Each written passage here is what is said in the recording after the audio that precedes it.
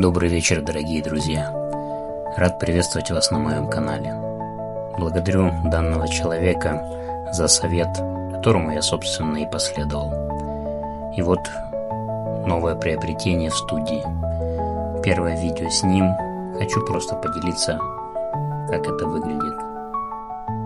Видео еще снимаю не очень хорошо, но я буду совершенствоваться и в этом.